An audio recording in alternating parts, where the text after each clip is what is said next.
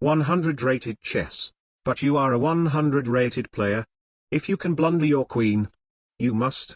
And if you lose her, the video ends. Okay, at first glance this is just completely ridiculous. But if you really think about it, it actually sounds like a fun challenge. We get a 164 from India.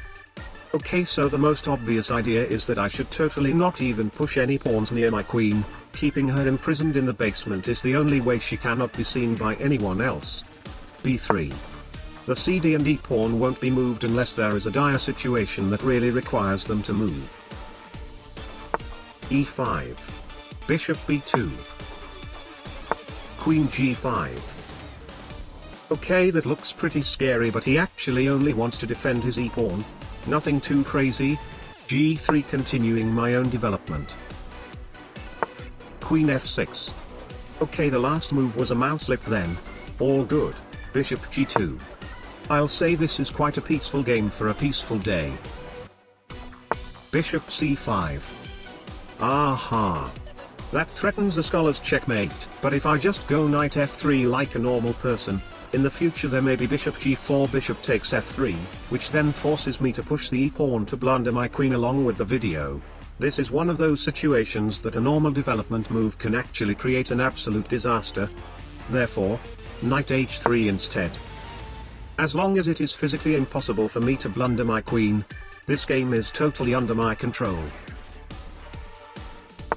Knight h6. Castle. Knight f5. Knight f4. Brilliant move, by the way. Why is it a brilliant move, you ask? I have absolutely no idea. But anyway, now if he goes knight e3 attacking my queen, then I will have to leave my queen there for him to take, and if he really takes her then the video ends. But I mean, who plays like that anyway? Right? Of course. I'll take this pawn. Okay, that removes my bishop from the small diagonal, so now if he goes bishop a3 then I will have to go queen c1, blundering my queen to his bishop. But I mean, he should obviously be able to see that my undeveloped knight is obviously controlling the a3 square. I mean, he himself also developed his own knight to the rim, so it is physically no way he's not gonna see the literal same thing on my side of the board. Right? I'm thinking too much. I'll take a free pawn. Queen b6. Aha. Finally. That blunders a maiden. A resignation will be very convenient. Sadly, he's not a paid actor. That is actually also pretty convenient though. I lost my dark bishop, but his own dark bishop cannot force a queen blunder anymore. I can finally develop the other knight. Rook e8. Knight cd5. I'll remove his dark bishop to avoid further complications, and even though now there is rook takes e2 forcing queen e1 blundering the queen, I mean, he should obviously be able to see that the maiden can definitely defend the pawn that is literally right next to her, not to mention the exceptionally obvious knight backward defense that has been there for like half of the game already. Right?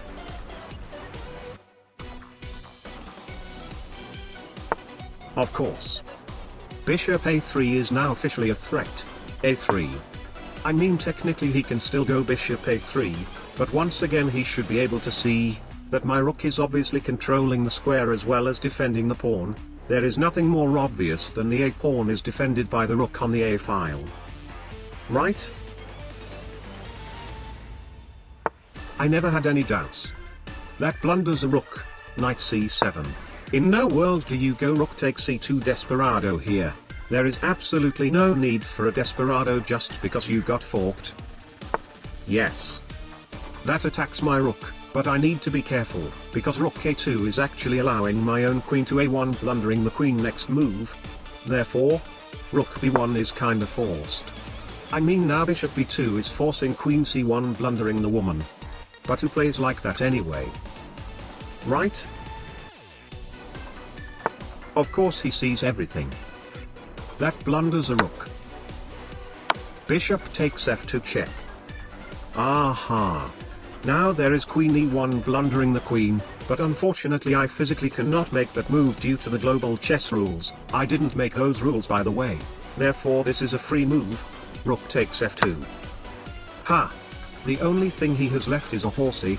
I'll take it next turn immediately to avoid any unnecessary crazy moves. No. No. All these massive advantages, and yet this video is about to end just because of a single horsey.